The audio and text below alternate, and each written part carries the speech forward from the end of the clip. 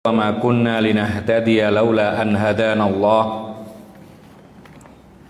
ونصلي ونسلم على نبينا محمد وعلى آله وصحبه ومن تبعهم بإحسان إلى يوم الدين وسلم تسليما كثيرا أما بعد. Kaum muslimin dan muslimat yang dimuliakan oleh Allah Subhanahu wa ta'ala, semua di antara kita tanpa kecuali menginginkan masuk ke dalam surga. Bahkan seburuk apapun kondisi kita, maka kita tidak ingin masuk neraka.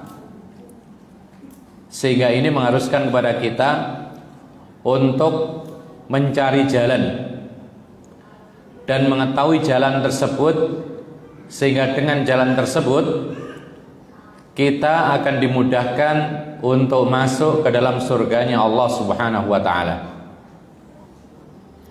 Maka jalan apakah yang paling memudahkan kita masuk ke dalam surga? Maka jawabnya adalah ilmu. Ilmu yang dikatakan oleh Nabi sallallahu alaihi wasallam, man salaka tariqan yaltamisu fihi ilman sahalallahu lahu bihi tariqan ilal jannah. Barang siapa menuntut ilmu atau melakukan perjalanan menuntut ilmu, maka Allah Subhanahu wa ta'ala akan memudahkan dengan perjalanan menuntut ilmu tersebut untuk masuk ke dalam surga. Surga penuh dengan kebaikan, maka tidak patut kecuali untuk orang-orang baik.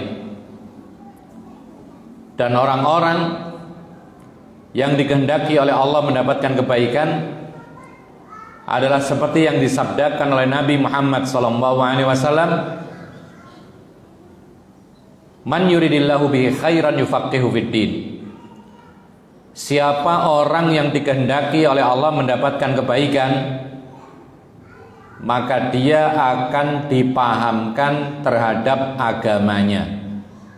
Ibnu Qayyim rahimahullah mengatakan mafhum al-hadis, pemahaman kebalikan daripada hadis ini, bahwa orang-orang yang tidak mendapatkan kebaikan adalah orang-orang yang tidak dipahamkan terhadap agamanya.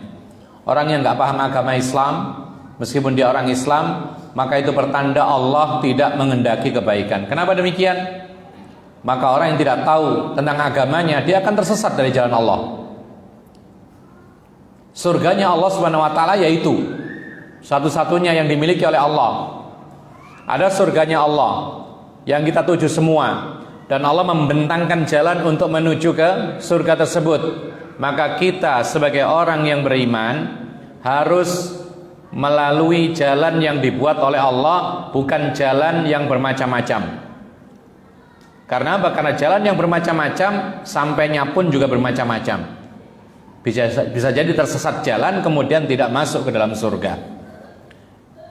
Ma'asyiral muslimin rahimakumullah, ketahuilah bahwasanya Allah Subhanahu wa ta'ala tidak pernah menyuruh nabinya untuk minta banyak-banyak kecuali minta ilmu. Sekali lagi, Allah tidak pernah dalam Quran menyuruh nabinya untuk minta banyak-banyak, minta ditambah, kecuali minta banyak-banyak ilmu. Sebagaimana Allah berfirman, wa qul rabbi zidni ilman. Katakanlah, wahai Muhammad, wahai Tuhanku, tambahkanlah banyak-banyak kepada aku ilmu. Namun apakah yang dimaksud ilmu ini? Maka semua kalimat dalam Quran ketika ada kalimat ilmu, dalam hadis ketika ada kalimat ilmu, dalam perkataan para ulama ketika mereka berbicara tentang ilmu, maka yang dimaksud bukanlah ilmu duniawiyah, bukan ilmu matematika, bukan ilmu bahasa Indonesia atau Inggris atau yang lainnya, bukan ilmu fisika kimia, bukan ilmu komputer, bukan ilmu teknologi, bukan. Tapi ilmu yang akan menjaga pemiliknya. Apakah itu? Ilmu agama. Kenapa demikian? Karena dengan ilmu agama manusia akan dijaga oleh Allah Subhanahu wa taala. Hasilnya orang yang memiliki ilmu agama, kata Allah Subhanahu wa taala, "Innama yakhsyallaha min ibadihil ulama." Hanyalah orang-orang yang takut kepada Allah itu adalah hanya orang-orang yang berilmu. Sekarang kita tanya, apakah semua orang pintar takut kepada Allah? Hah? Tidak. Apakah semua yang bergelar tinggi-tinggi, panjang-panjang itu semua takut kepada Allah? Tidak. Justru malah kadang-kadang orang-orang pintar ini bermasalah, masuk penjara, tersangka ini, tersangka itu, karena pintar. Tapi bukan pintar agama, sehingga ilmu yang mereka miliki tidak menjaga mereka, tapi malah memberikan kesempatan kepada mereka untuk mendolimi orang lain, khianat dan lain sebagainya. Tidak ada jaminan orang bergelar dengan gelar yang sangat-sangat panjang kemudian dia takut kepada Allah, karena ilmu yang dipelajari hanya ilmu-ilmu yang sifatnya itu materi. Tapi kalau seorang itu mempunyai ilmu agama, maka dengan izin Allah, kalau dia ikhlas, ini syaratnya ya, kalau dia belajar agama ikhlas karena Allah, pasti Allah akan menjaga dia dengan ilmu tadi, sehingga semakin dia berilmu, dia semakin takut kepada Allah Subhanahu wa taala. Kalau kita cerita tentang rasa takutnya para ulama dahulu, tidak ada habisnya. Ada seorang ulama membaca ayat Al-Quran, satu ayat saja langsung ketakutan, langsung nangis. Abu Bakar radhiyallahu anhu, beliau ini orangnya sangat lembut hatinya, mudah tersentuh. Ketika baca ayat Al-Quran, jangankan ayat-ayat tentang adab neraka, ayat biasa saja nangis, takut karena ilmu yang dia miliki. Sampai ketika Rasulullah SAW sakit keras, kemudian Rasulullah menunjuk Abu Bakar sebagai pengganti imam sholat berjamaah di masjid beliau, Masjid Nabawi. Apa kata putrinya Aisyah radhiyallahu anha, dan beliau adalah istrinya Nabi SAW. Wahai Rasulullah, Abu Bakar itu baka, orang yang cepat nangis. Ketika dia nangis, otomatis bacaannya kacau, bacaannya tidak bisa dinikmati oleh orang, bacaannya tidak jelas, terhenti, sehingga akan memperlambat sholat dan lain sebagainya. Maka apa kata Rasul? Rasulullah marah. Allah dan Rasulnya enggan kecuali Abu Bakar. Allah dan Rasulnya enggan kecuali Abu Bakar. Allah dan Rasulnya enggan kecuali Abu Bakar. Akhirnya tetap ditunjuk Abu Bakar. Dan benar apa kata Aisyah, baru mulai membaca Al-Quran langsung ketakutan nangis. Belum lagi bagaimana Umar. Umar itu kalau sudah dibacakan Al-Quran sudah terdiam. Tidak ada perkataan-perkataan orang mengatakan Umar saat itu gagah berani, tapi ketika didatangkan ayat Al-Quran, hadis Nabi, langsung tunduk patuh. Suatu ketika Umar menjadi khalifah, Amirul Mukminin. Beliau ini sederhana, orangnya sederhana, meskipun menjadi pemimpin kaum muslimin. Rumahnya sederhana, tidak ada pengawal, tidak ada penjaga, satpam, tidak ada. Tapi rumahnya agak panjang. Suatu ketika dia berada di dalam, kemudian diketuk oleh Abu Musa al-Asy'ari.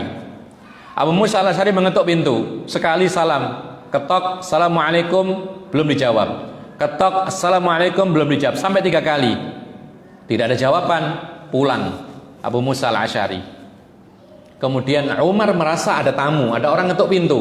Dia bergegas membukakan pintu, tidak ada orang, marah. Kemudian berkata kepada orang di sekitar, siapa orang yang mengetuk? Mau main-main sama dirinya. Maka mereka mengatakan, tadi ada Abu Musa al-Asy'ari. Dibawa Abu Musa al-Asy'ari. Kemudian sebelum dihukum, ditanya oleh Umar, engkau datang kemudian mengetuk pintu salam lalu kemudian engkau pergi? Begitukah adabnya? Apa kata Abu Musa al-Asy'ari? Karena aku pernah mendengar sebuah hadis, al-isti'dzanu thalath. Abu Musa mengatakan, ya wahai Amirul Mukminin, aku lakukan demikian semata-mata mengamalkan hadis Rasul. Rasulullah mengatakan minta izin itu cukup 3 kali saja. Kalau sekiranya tidak dibuka, tidak ada jawaban, balik. Itulah yang saya lakukan. Diam Umar. Apa artinya? Beliau takut. Kalau itu qala Allah, kalau itu qala Rasul, sudah. Itu nomor 1. Pendapat-pendapat diabaikan. Akalnya diabaikan. Rasio diabaikan. Qiyas, analogi, semuanya diabaikan. Kalau itu ada Al-Quran dan Sunnah Rasulullah SAW. Jadi inilah buah hasil ilmu agama yang dipelajari oleh seorang, itu menjadi orang yang takut kepada Allah Subhanahu wa Ta'ala. Tapi ingat, konsekuensi takut kepada Allah itu bukan menjauh. Beda dengan kalau kita ini takut kepada singa, binatang buas. Takut kita lari menjauh, menghindar. Tapi kalau takut kepada Allah di sini maksudnya takut kepada siksanya Allah. Maka berlari mendekat kepada Allah dengan taat dan patuh kepada Allah Subhanahu wa Ta'ala. Makanya dalam Islam takut harus disertai dengan raja. Takut kepada siksa Allah diiringi dengan berharap rahmatnya Allah, baru kemudian seimbang. Kalau takut saja menjauh akhirnya nggak taat.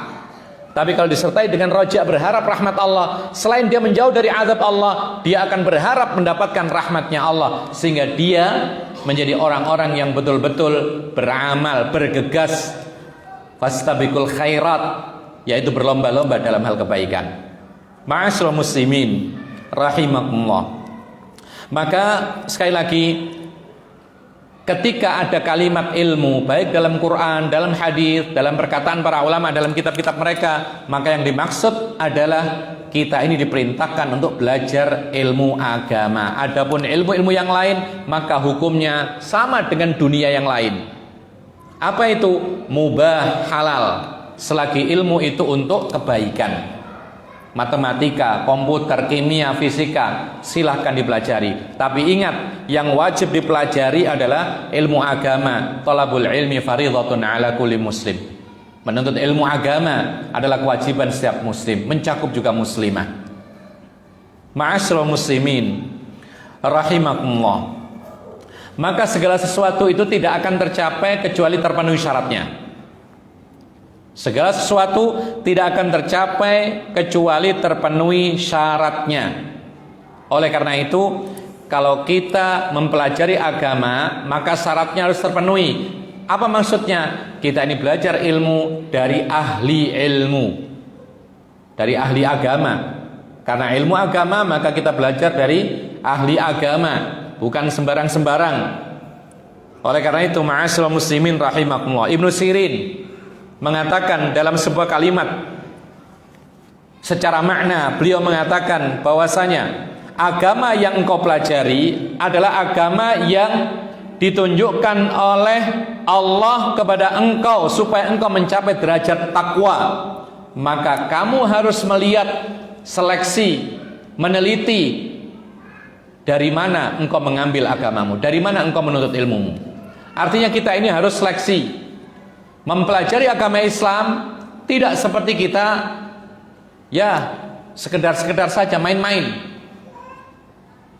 Mempelajari agama Islam itu betul-betul harus selektif. Jangan seperti yang dikatakan oleh orang, yaitu nggak apa-apa, semua diikuti.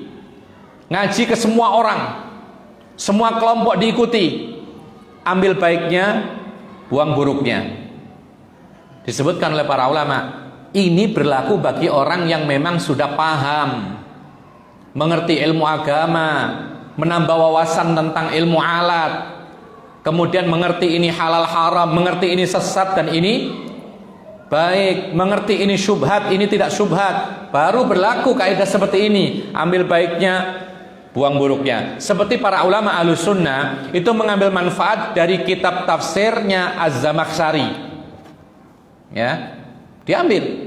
Mereka mengatakan kami mengambil faedah dari kitab ini dari sisi bahasa, ya, karena nggak ada kaitan dengan akidah. Tapi hal-hal yang berkaitan akidah, Mu'tazilah ditinggalkan, karena memang mereka ini tahu bahwa ini betul-betul kesesatan, ditinggalkan. Tapi kalau kita mau duduk di semua majelis yang disampaikan kadang-kadang syubhat, yang disampaikan kadang-kadang kemaksiatan dibungkus dengan ketaatan, Nggak bisa. Analoginya, ma'asyiral muslimin rahimakumullah, kita melihat sekarang kondisi kita dalam kehidupan sehari-hari kita ini.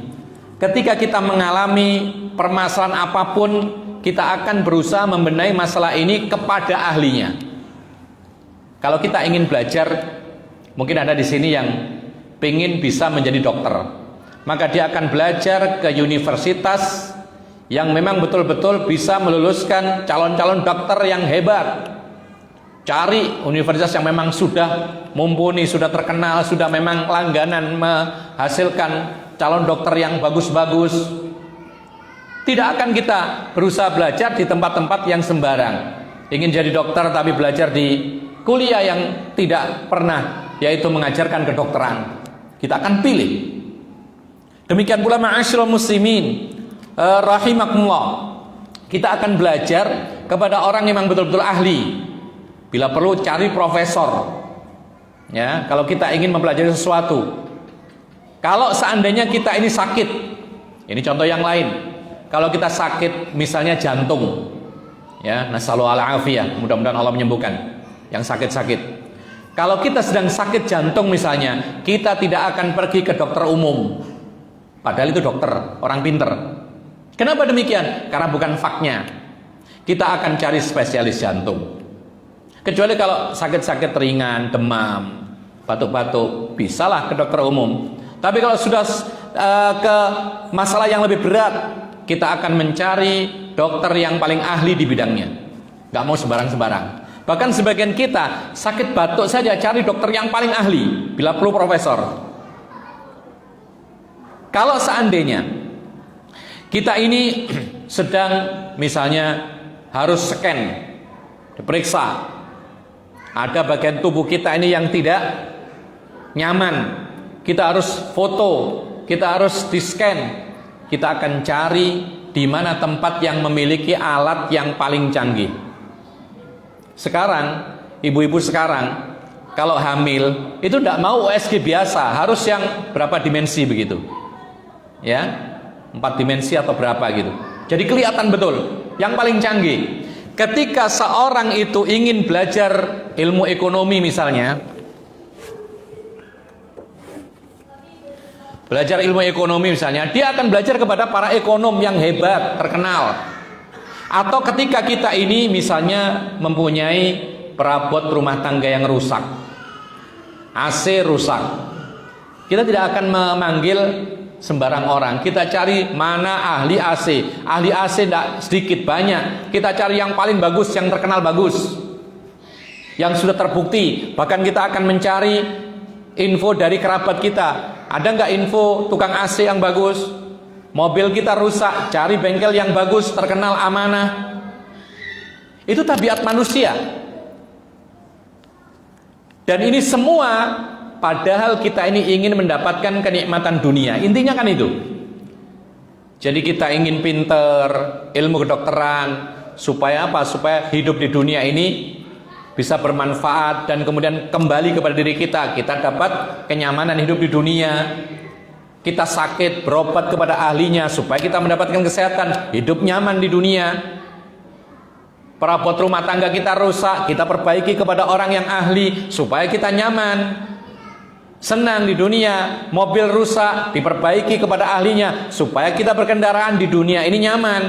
Intinya, untuk mendapatkan kenikmatan dunia saja kita selektif mencari ahlinya. Lalu kenapa kadang-kadang kita dalam urusan agama tidak seperti urusan dunia? Mestinya lebih lagi, mestinya lebih selektif. Saya belajar agama Islam ini yang akan membawa saya kepada surga, harus orang yang betul-betul ahli di bidangnya. Mestinya demikian. Tapi kadang-kadang tidak. Kita memilih guru, ustadz itu yang sesuai dengan hati kita, selera kita. Ya kan? Ada orang tidak mau ustadz itu. Kenapa? Isinya dalil tok, tidak ada guyonnya. Ada nggak seperti itu? Ayo terus terang saja.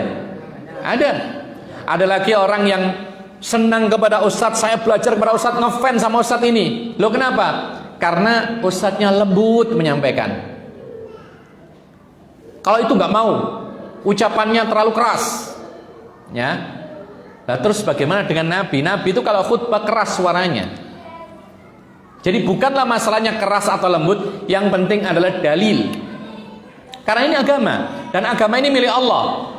Kita tidak bisa menyampaikan agama kecuali dengan qala Allah dan qala Rasul. Ya. Nah, ada lagi di antara kita ini ngefans sama ustadz, sama guru. Kenapa demikian? Karena guru ini berani sekali kalau menyampaikan, nyinggung-nyinggung pemerintah. Itu yang disuka kadang-kadang. Ada seperti itu. Tidak peduli apakah ini sesuai dengan Al-Quran dan hadis, tidak peduli. Yang penting dia berani. Digelarilah singa podium. Ini bagus ini. Kalau ustadz yang ini top. Kenapa? Dia berani sekali menyampaikan kritikan kepada pemerintah. Padahal kritikan kepada pemerintah itu bukan tempatnya podium. Rasulullah memberikan pengajaran. Kalau engkau ingin menasihati penguasa, cari tempat sepi, sampaikan kebenaran, diterima, alhamdulillah. Kalau tidak ya sudah menyampaikan kewajiban. Ada lagi di antara kita ini mau belajar kepada seorang guru atau ustadz, itu kalau guru ustadznya itu terkenal. Kalau nggak terkenal nggak mau belajar. Kalau nggak terkenal nggak mau mengaji. Jadi ngeceknya gampang. Cari di YouTube, kemudian viewernya berapa. Oh ternyata jutaan. Kalau ini yang bagus ini. Belum tentu juga. Ya. Atau misalnya cari yang gelarnya paling tinggi. Kalau sudah profesor, doktor apa begitu baru mau belajar. Kalau enggak, maaf ya saya nggak mau belajar karena belum punya gelar. Nah kalau semuanya pakai gelar, atau kalau patokannya gelar, lalu bagaimana para ulama dahulu sampai sekarang yang nggak pakai gelar? Memang orang itu belajar agama ada gelar, bagus. Dan itu pertanda dia pernah mempelajari agama Islam ketika sesuai dengan apa yang dipelajari, dan dia telah mencapai ilmu-ilmu yang sekian dan sekian. Ya, ini pertanda bahwasanya dia adalah orang yang berilmu. Tapi jangan dijadikan patokan, kemudian yang tidak ada gelar diabaikan. Imam Ahmad, Imam Malik, Imam Abu Hanifah, Imam Syafi'i tidak ada punya gelar. Bahkan syekh sekarang yang ada, para ulama sekarang ini yang mereka punya gelar doktor, profesor, malah tidak kesebut gelar tersebut. Karena ilmunya yang menonjol. Yang disampaikan adalah ilmu. Antum tahu Fadilatul Syekh Abdul Aziz bin Baz apa gelarnya? Hah? Tidak ada gelar, tapi dia menjadi mufti besar Saudi Arabia setelah meninggal dunia sekarang. Antum mengetahui bahwasanya Fadilatul Syekh Muhammad bin Shalih Al-Utsaimin apa gelarnya? S1, S2, S3? Tidak ada. Tapi yang belajar kepada beliau doktor, profesor. Coba. Ini kenyataan. Artinya apa? Ilmu itu tidak diukur dengan gelar dan bukan juga terkenal, tenar, tidak. Tapi ukurannya adalah ketika menyampaikan agama sesuai dengan dalil Al-Quran dan Sunnah, maka itulah yang harus kita pelajari. Tentu saja orang itu berbeda-beda. Kadang-kadang menyampaikannya lunak, kadang-kadang menyampaikannya agak kasar, kadang-kadang menyampaikannya itu monoton, kadang-kadang kalau menyampaikannya itu semangat. Ini beda-beda dan kita harus sabar menghadapinya. Tetapi yang menjadi patokan bukan hal tersebut. Ada lagi yang paling mengherankan, sekarang ini orang itu lebih suka kepada pengajian kalau dari awal sampai akhir itu ketawa. Kalau ada tertawanya senang. Ini ngefan ini. Ustadznya hebat. Hebat maksudnya lucu, memangnya pelawak. Yang disampaikan ini Islam, bukan lawak. Allah Subhanahu wa taala mengatakan inna sanulqi 'alaika qaulan tsaqila. Sesungguhnya kata Allah Subhanahu wa taala, kami akan sampaikan kepada engkau Muhammad Islam ini perkataan yang berat. Jadi butuh keseriusan. Ya memang enggak 100% harus melotot itu enggak. Ya ada, tidak mengapa, tertawa, senyum, bagus. Tapi kemudian dari awal innal hamdalillah ketawa sampai selesai assalamualaikum tertawa. Ini yang menjadi catatan. Kalau kita melihat Al-Quran, ketika mengaji, ketika belajar, yang disampaikan kan nggak lepas dari Al-Quran dan Sunnah Rasul. Kalau kita baca Al-Quran dari awal, apa surat pertama? Al-Fatihah sampai terakhir An-Nas 30 juz. Kira-kira tertawa nggak kita membacanya? Nggak ada yang membuat kita tertawa. Justru kita ini semakin takut, semakin giat yaitu beramal, semakin kita ini mendekati kepada Allah, bukan semakin tertawa terbahak-bahak. Jadi ma'asyiral muslimin rahimah, bolehlah kita ini tertawa, ya, yaitu guyon, ya, tapi seperti yang dikatakan oleh segenap para ulama, biqadril milhi fit ta'am, hanya sekedar seukuran garam yang dimasukkan masakan. Apa artinya?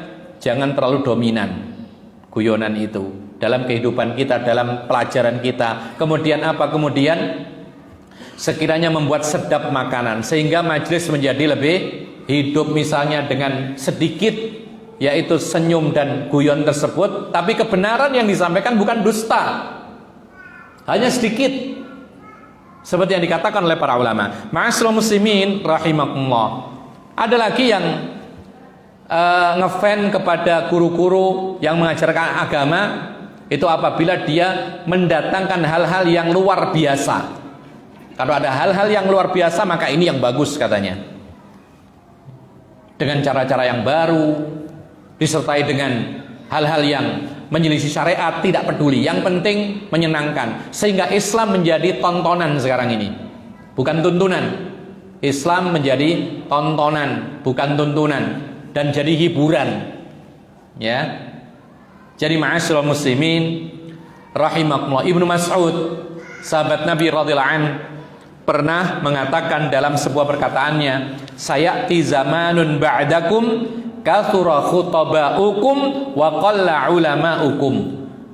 Kata Ibnu Mas'ud, dan ini diriwayatkan oleh Imam Bukhari dalam Al-Adabul Mufrad, dinyatakan sahih oleh Al-Albani rahimahullah. Beliau mengatakan, akan datang suatu masa setelah kalian, itu setelah para sahabat Nabi, ya sekarang ini terbukti perkataan ini benar.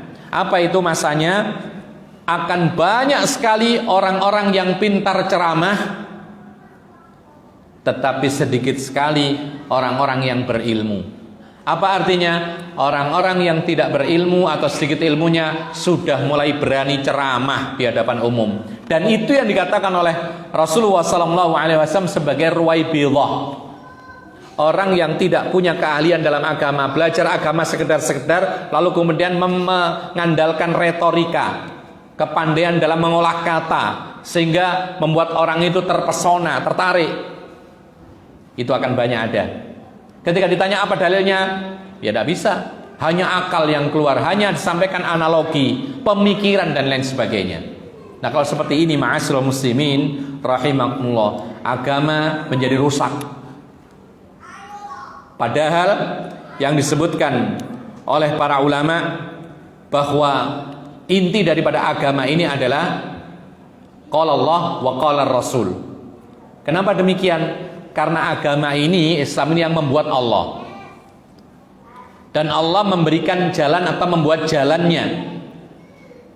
Agama ini adalah jalan untuk masuk surga, dan untuk mendapatkan atau masuk ke dalam surga kita harus melalui jalan yang dibuat oleh Allah. Apa itu? Syariat agama Allah yang ada dalam Al-Quran dan Sunnah Rasulullah SAW. Sehingga ma'asyiral muslimin rahimakumullah, demikianlah para ulama dahulu itu sangat berhati-hati kalau dalam urusan belajar agama, sebagaimana mereka berhati-hati dalam urusan dunia. Dan dalam urusan agama ini lebih besar kehati-hatian mereka, lebih besar kehati-hatian mereka dalam urusan agama dibandingkan dengan dunia. Kalau dunia mereka kadang-kadang memaafkan, kadang-kadang bermudah-mudahan, ya sudah ambil begitu. Tapi dalam urusan agama yang akan memasukkan dirinya ke surga, mereka betul-betul selektif ketika mempelajari agama. Lihatlah apa yang dikatakan oleh Imam Ibrahim An-Nakhai, yaitu generasi tabi'in, muridnya Ibnu Mas'ud radhiyallahu an. Beliau mengatakan, kana salafu idza arada an yata'allamu min alim tafaqqada kaifa salatuhu wattiba'uhu li sunnatin nabi sallallahu alaihi wasallam thumma idza wajadu dzalika ta'allamu min. Perkataan ini dalam Musnad Ad-Darimi, perkataan Ibrahim An-Nakhai. menceritakan bagaimana generasi dahulu para sahabat Nabi dan para tabi'in. Beliau mengatakan, para pendahulu kami, itu dikenal dengan istilah salaf. Salaf itu para pendahulu. Siapa mereka? Sahabat Nabi dan para tabi'in serta para tabi'in. Orang yang mengikuti jejak mereka, para salaf, disebut salafi. Tapi ingat, salafi bukan kelompok, ya, tetapi itu adalah cara seseorang beragama dan metode mempelajari agama mengikuti generasi salaf. Dan mestinya kita semua harus menjadi seperti ini. Mempelajari agama dari siapa lagi yang paling benar kecuali dari para salafus saleh, para sahabat Nabi yang sudah dijamin mereka oleh Allah masuk ke dalam surga. Jaminan ada mereka ini. Kalau kita belajar dari orang yang pemahaman dari akalnya sendiri, belum tentu benar. Kecuali kalau sesuai dengan pemahaman orang-orang yang direkomendasikan oleh Nabi SAW, yaitu as-sabiqunal awwaluna minal muhajirin wal ansar, para pendahulu umat yang mana mereka dahulu masuk Islam dari kalangan muhajirin dan ansar, yang mana mereka telah dijamin surga oleh Allah Subhanahu wa taala. Pasti sudah. Makanya Rasulullah SAW mengatakan, ambillah petunjuk dari dua sahabatku ini, Abu Bakar dan Umar, karena memang dia termasuk khulafaur rasyidin. Dan ini perkataan sesuai dengan sabda Nabi yang lain, alaikum bisunnati wa sunnatil khulafair rasyidin al-mahdiyyin. Peganglah petunjukku, kata Rasulullah SAW, dan juga peganglah petunjuk para khulafaur rasyidin al-mahdiyyin.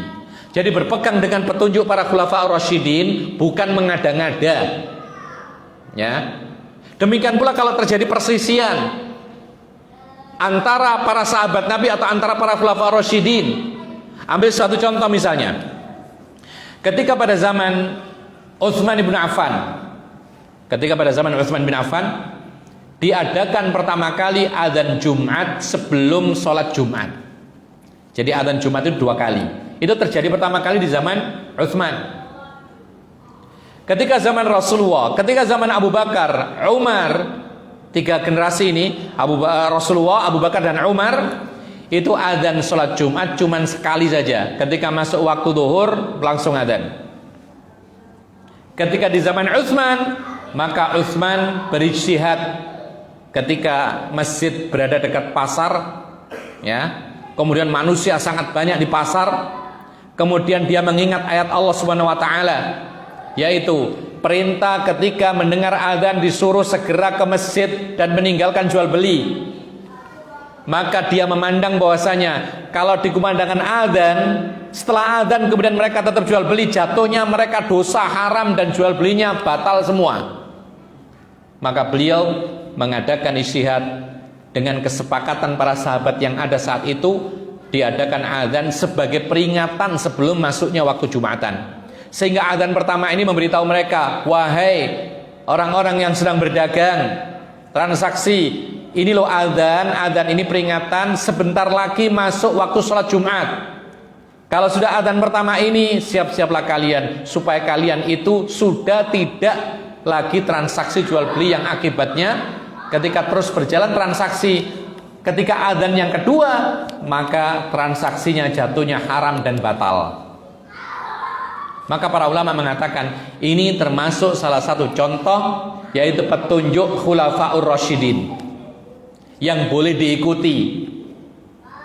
Bagi yang mengadakan 2 kali adzan di masjid untuk sholat Jumat, berarti mengikuti petunjuk khulafaur rasyidin. Bagi yang cuma sekali saja, mengikuti sunnah Rasulullah SAW. Tidak ada masalah perbedaan seperti ini. Dikenal oleh para ulama sebagai ikhtilaf tanawwu'. Ini perbedaan yang sifatnya dua-duanya memiliki dalil. Yang adzan sekali saja mengikuti dalil dari Rasulullah, yang adzan kedua khulafaur rasyidin, dan Rasulullah mempersilahkan untuk mengikuti petunjuk khulafaur rasyidin. Dan ini bukan perkara baru dalam agama. Perkara yang baru dalam agama itu yang tidak dilaksanakan oleh Rasulullah dan para khulafaur rasyidin. Itu yang baru. Jadi kalau macam hal-hal seperti ini, itu bukan termasuk perkara baru dalam agama. Ini ada dasarnya, yaitu khulafaur rasyidin, dan Rasulullah memerintahkan kita untuk mengikutinya. Ma'asyiral muslimin, rahimakumullah. Apa kata beliau? Siapa tadi? Ibrahim An-Nakhai. Beliau mengatakan, para pendahulu kita, Afan yang teriak-teriak bisa dia terganggu teriakannya. Anak-anak yang teriak-teriak itu, tolong. Iya, tolong teriakannya ganggu. Jadi, mohon maaf ya. Jadi Ibrahim An-Nakhai ya mengatakan bahwasanya dahulu generasi pendahulu yaitu para salafus saleh, apabila mereka ingin belajar agama kepada seorang alim, perhatikan di sini. Jadi kalau mereka ingin belajar agama kepada seorang alim, dikenal orang alim, maka mereka meneliti dulu bagaimana mengamalkan ilmunya, apakah dia sholat atau tidak, bagaimana sholatnya, bagus gak sholatnya, dilihat dulu bagaimana sholatnya kira-kira. Oh, sholatnya bagus, mereka belajar. Kemudian bagaimana wattiba'uhu li sunnatin nabi, bagaimana kira-kira meneladani sunnah rasul enggak orang ini.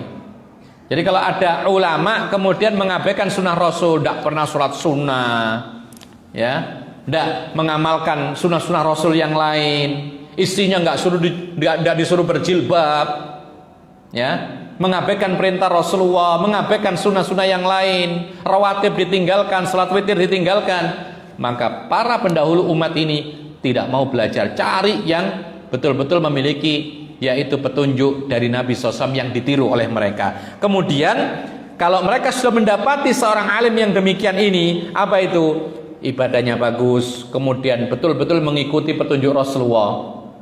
Artinya apa? Segala amalannya itu ada dasar dari Rasulullah SAW, maka mereka mulai belajar kepadanya. Ma'asyiral muslimin rahimakumullah. Oleh karena itu tidak cukuplah kita ini belajar kepada seorang alim yang saleh saja, tidak. Tapi dibutuhkan betul-betul orang-orang yang mengikuti metode para pendahulu umat. Yang jadikan patokan dalam beragama adalah qala Allah qala Rasul.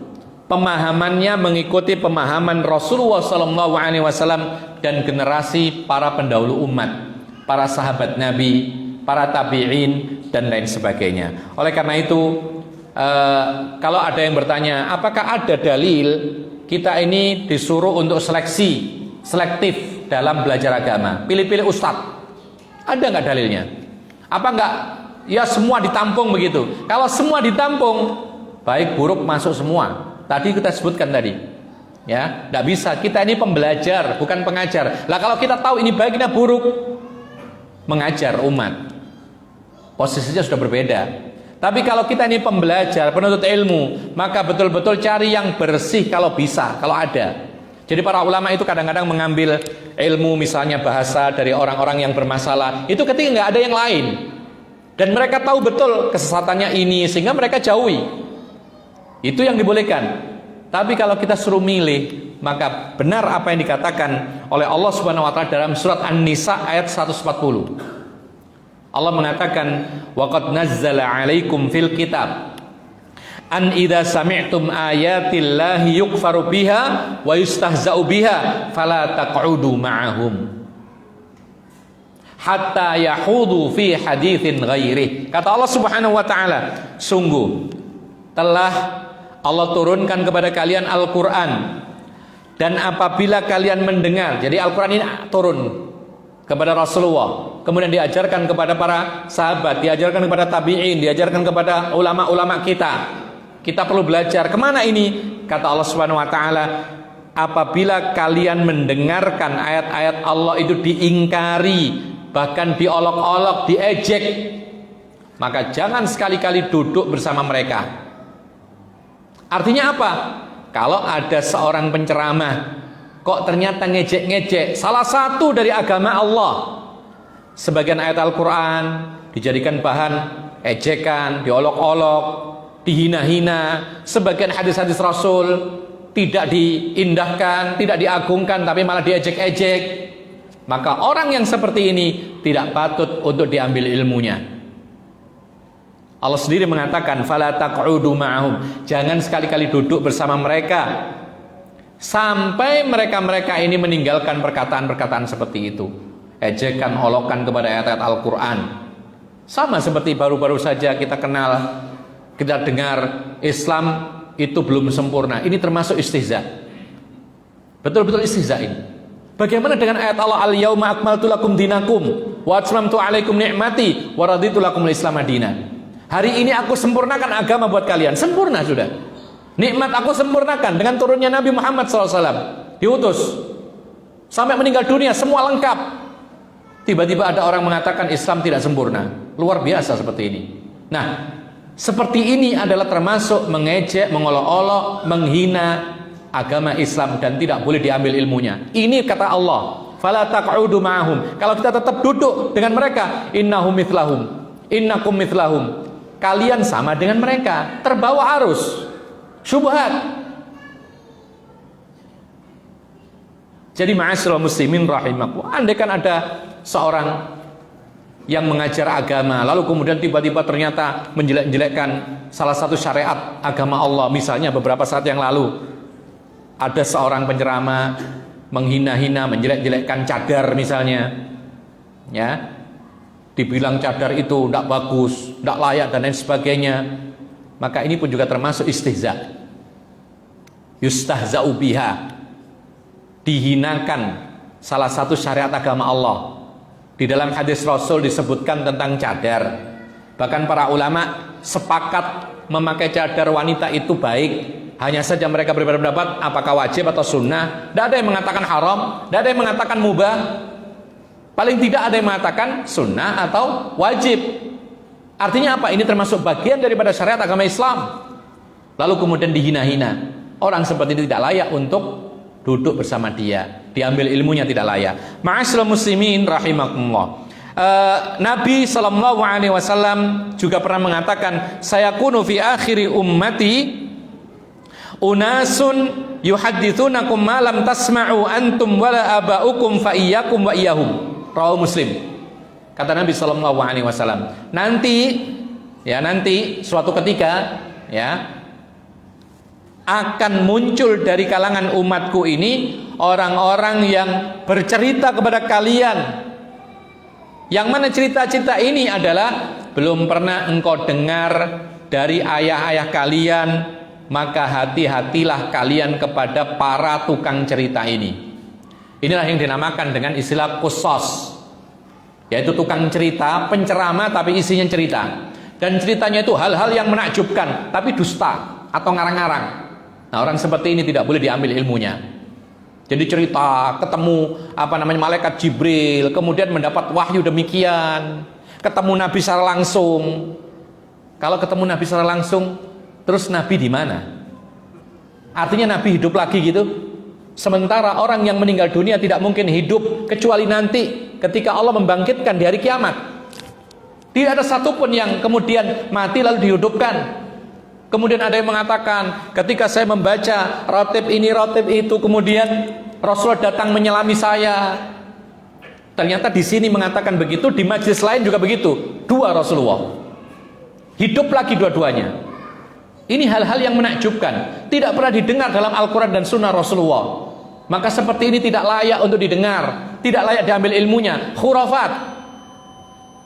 Maka dari itu ma'asyiral muslimin rahimakumullah, tapi tetap akan ada bermunculan orang-orang seperti ini, sebagaimana dikatakan oleh Nabi SAW dengan wahyu dari Allah Subhanahu wa Ta'ala. Oleh karena itu, di dalam sebuah hadis Rasulullah mengatakan, inni akhafu ma akhafu alaikum ma akhafu ala ummati kulla munafiqin wa alimil lisan. Sesungguhnya di antara yang paling aku takutkan untuk umatku ini, kata Rasulullah SAW, yaitu munafik. Setiap orang munafik. Munafik mengkhawatirkan karena dia menyembunyikan kekufuran, menampakkan keimanan. Sholat bersama orang Islam, tapi di lain tempat dia mengejek orang Islam, menghina orang Islam, tidak sholat dan lain sebagainya. Tapi ketemu dengan orang-orang Islam bergabung. Ketika di luar sana bergabung dengan orang-orang kafir. Ya, ini ada. Kalau zaman Nabi itu ada, maka zaman kita lebih ada lagi.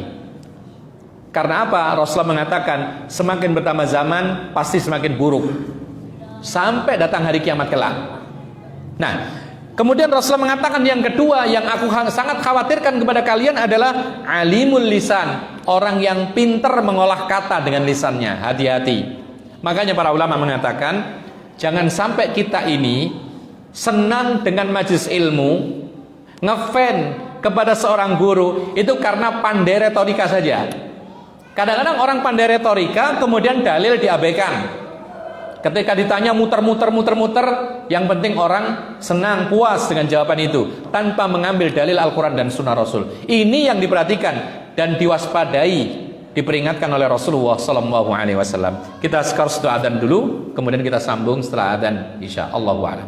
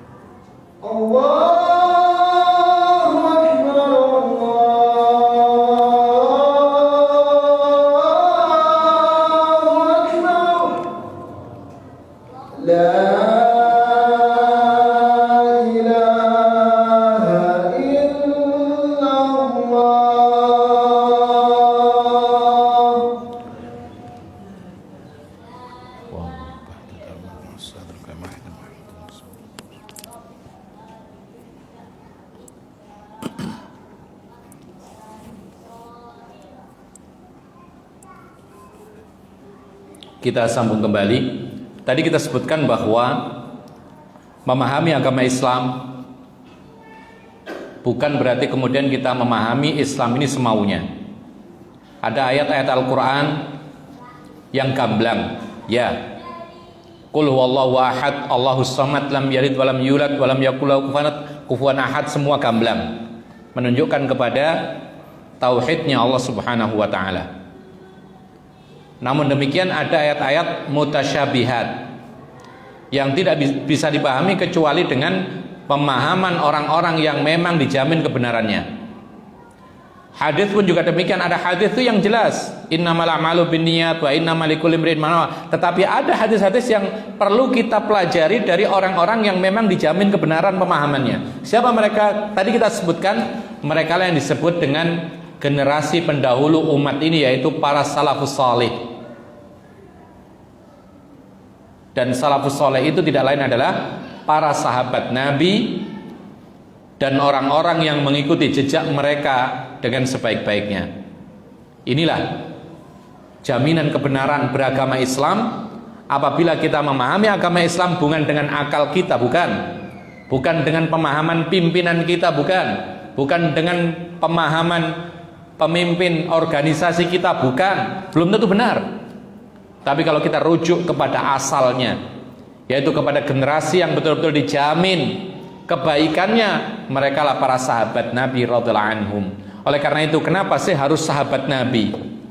Kenapa kok nggak orang-orang sekarang saja jadi patokan dalam beragama?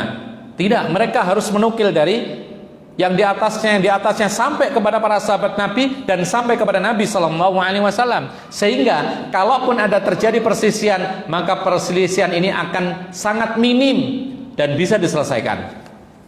Karena memang pada zaman sahabat pun juga ada sedikit perselisihan.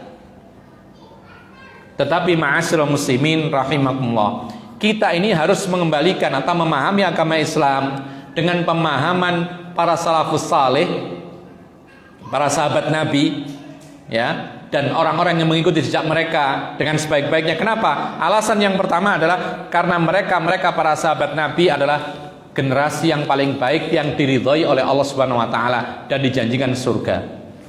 Was-sabiqunal awwaluna minal muhajirin wal ansar walladzina tabauhum bi ihsanin radhiyallahu anhum wa radu'an wa 'adda lahum jannatin tajri min tahtihal anhar. Isinya semua pujian kepada para sahabat Nabi, ya. Mereka adalah orang-orang istimewa dan diridhoi oleh Allah, mereka pun ridho kepada Allah, dijanjikan surga kepada mereka. Kemudian Rasulullah pun mengatakan khairun nasi qarni, sebaik-baik generasi adalah generasi yang hidup di zamanku. Ini satu. Yang kedua, karena memang Allah Subhanahu wa taala memilih mereka. Karena mereka memiliki hati-hati yang paling baik. Dalam sebuah hadis, Rasulullah sallallahu alaihi wasallam pernah bersabda, yaitu summa nadharallahu ila qulubil ibad ba'da qalbi Muhammadin fawajada quluba ashabihi khaira qulubil ibadi faja'alahum wuzara nabiyhi yuqatiluna ala dini. Setelah melihat hati yang paling baik dimiliki oleh Rasulullah, maka Rasulullah ini melihat kepada jiwa-jiwa manusia. Jadi ini sebuah isyarat bahwasanya jiwa manusia itu diciptakan sebelum jasadnya. Jadi jiwa kita ini diciptakan lebih dulu oleh Allah, baru kemudian diturunkan kepada kita, ditiupkan roh kepada kita. Roh ini sudah ada terlebih dahulu.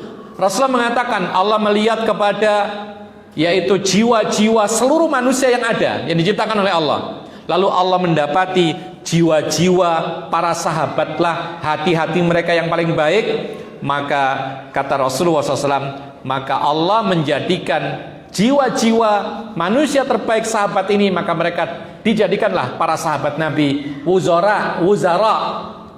Ini bahasanya agak tinggi, menteri. Artinya apa? Penolong-penolong Rasulullah SAW yang akhirnya mereka rela berperang di jalan Allah, membela Islam dan Rasulullah SAW. Jadi memang dipilih sahabat Nabi ini. Menjadi sahabat itu tidak gampang, ya.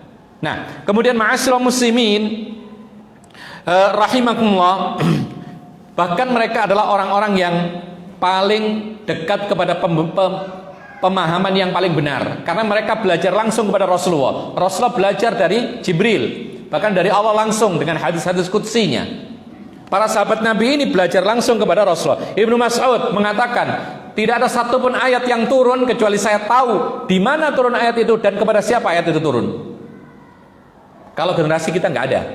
Jadi tahu persis, ketika ada perselisihan kembalikan kepada generasi terdahulu, yaitu para sahabat Nabi radhiyallahu anhu. Kemudian andaikan ada kesalahan, perhatikan di sini. Kalau terjadi kesalahan dari generasi para sahabat Nabi, mereka adalah orang-orang yang paling ikhlas. Mereka orang-orang yang sangat takut kepada Allah, maka mereka segera bertaubat. Bagaimana kita mendengar kisahnya Ma'is bin Malik ketika berzina, tidak tenang, datang kepada Rasulullah minta dihukum dan akhirnya dirajam sampai mati. Selesai. Bagaimana Imra'ah min Ghamid wanita dari suku Ghamidiyah datang kepada Nabi sampai dia hamil karena zina. Dia pengen segera dituntaskan dosanya. Karena apa? Karena mereka memang takut kepada Allah Subhanahu wa taala. Generasi yang paling takut, generasi yang paling semangat beribadah. Orang sekarang mengatakan melakukan amalan-amalia yang tidak ada dasarnya, mengaku karena apa? Karena bersemangat untuk mencintai Rasulullah. Memangnya para sahabat tidak mencintai Rasulullah lalu nggak mengamalkan? Itu pertanda bukan suatu ibadah. Kalau para sahabat Nabi mengetahui itu adalah termasuk amal kebaikan, pasti mereka lebih dahulu mengamalkannya. Ketika mereka tidak mengamalkan, itu pertanda bukan sebuah ibadah. Kalau diadakan sekarang, itulah termasuk yang diperingatkan oleh Nabi SAW. Iyyakum wa muhdatsatil umur. Waspadalah engkau terhadap perkara-perkara baru di dalam agama ini. Ma'asyiral muslimin rahimakumullah, juga disebutkan oleh para ulama, bahkan ya, mereka para sahabat Nabi ini manusia-manusia yang udul itu terpercaya.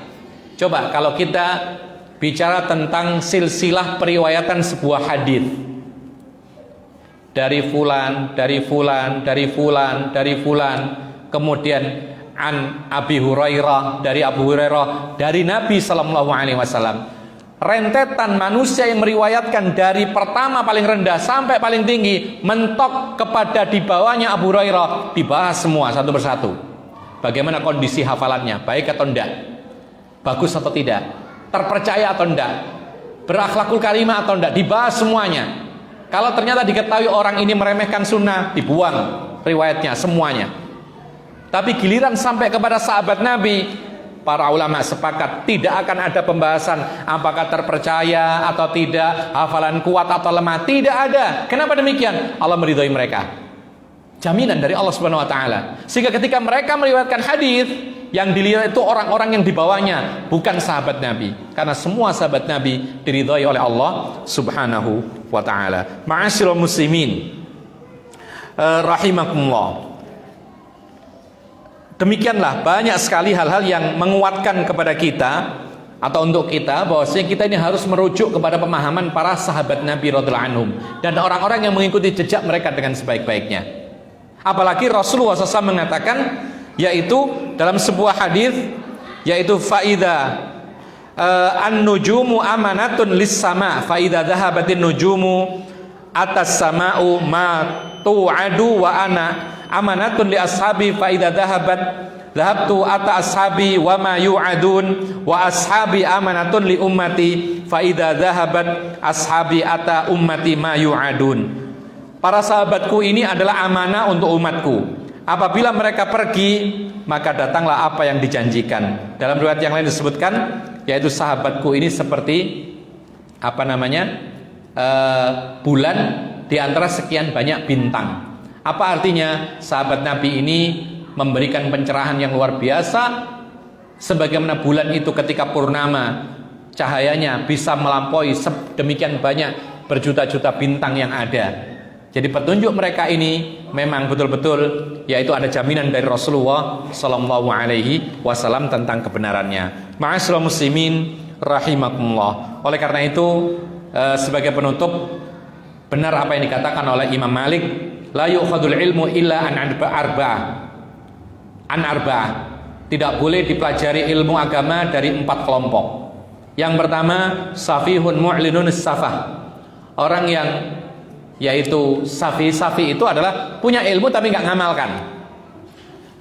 Dia ini punya ilmu tapi nggak ngamalkan, dia tampakkan dia ini safi, menerjang ilmunya sendiri. Tahu bahwasanya ini haram dilakukan di hadapan umum, tahu bahwasanya ini subhat, malah dia tunjukkan bahwasanya nggak apa-apa sekali-sekali dan lain sebagainya, nggak boleh diambil ilmu darinya. Tahu rokok ini membahayakan, dia belajar atau mengajarkan agama dengan merokok, nggak usah diambil ilmunya dari dia. Nah, kalau gurunya merokok, muridnya bagaimana, kan gitu. Ini contoh saja. Kemudian yang kedua, wasahibi hawan yad'u ilai, pengekor hawa nafsu yang mengajak umat kepada hawa nafsunya. Seperti yang disebutkan oleh para ulama, yaitu ahlu bid'ah. Yaitu ahli bid'ah yang mengajarkan perkara-perkara dalam agama, mengada-ngadakan suatu ritual yang tidak pernah diajarkan, ya, membatasi amalia-amalia dengan angka-angka dan waktu-waktu yang tertentu padahal tidak ada dasarnya dari Rasulullah SAW, maka seperti ini tidak boleh diambil ilmunya. Yang ketiga, wa rajulun ma'rufun bil kadzib fil ahadits fi ahaditsin nasi wa in kana la yakdzibu 'ala rasul. Orang yang diketahui berdusta ketika membuat cerita. Jadi kalau ada tukang cerita, ceramah, bercerita, tapi nggak ada kenyataannya, bohong. Meskipun yang disampaikan kebohongan ini bukan hadis Rasul, apalagi hadis Rasul. Ya. Jadi ada yang mengatakan di Saudi Arabia diadakan Maulid Nabi, bohong, nggak ada. Nah seperti ini contohnya. Apalagi kalau sampai mengarang-arang hadis Rasul, maka ini tidak boleh diambil ilmunya. Kemudian beliau mengatakan, wa rajulun lahu fadlun wa salahun la ya'rifu ma yuhaditsu bihi. Yang terakhir adalah orang yang memiliki keutamaan, ya, punya ilmu, ya, dihormati, ya, dan memiliki kesalehan, ya, orang ini saleh, agamanya bagus, ibadahnya bagus, tapi dia berbicara, dia tidak mengerti apa yang dibicarakan. Berceramah tapi isi ceramahnya dia tidak paham, ya, sembarangan, seperti orang-orang yang berfatwa kemudian tidak mengecek apakah benar atau tidak fatwanya, maka seperti ini tidak boleh diambil ilmunya. Sama dengan tadi yang ngarang-ngarang hadis. Beberapa saat yang lalu kita dengar, barang siapa yang di tenggorokannya ada bekas kopinya, maka dia tidak akan mencium baunya neraka, atau dia tidak akan masuk ke neraka dan lain sebagainya. Dusta semua seperti ini. Dan tidak ada hadis bicara masalah kopi. Kopi ditemukan kapan? Pada zaman Rasulullah nggak ada kopi, nggak ditemukan kopi. Kok bicara masalah kopi? Tidak ada. Maka ini jelas kedustaannya. Seperti ini, maka tidak patut untuk diambil ilmunya. Ma'asyiral muslimin rahimakumullah. Inilah yang bisa kita sampaikan pada kesempatan malam hari ini. Mudah-mudahan kita bisa mempelajari agama dengan sebaik-baiknya, sehingga menjadi jalan yang memudahkan kita masuk ke dalam surga. Dan mudah-mudahan Allah Subhanahu wa taala memudahkan kita untuk terus mempelajari agama Islam, sehingga semakin banyak yang kita ketahui, maka semakin dekat kita masuk ke dalam surganya Allah Subhanahu wa taala.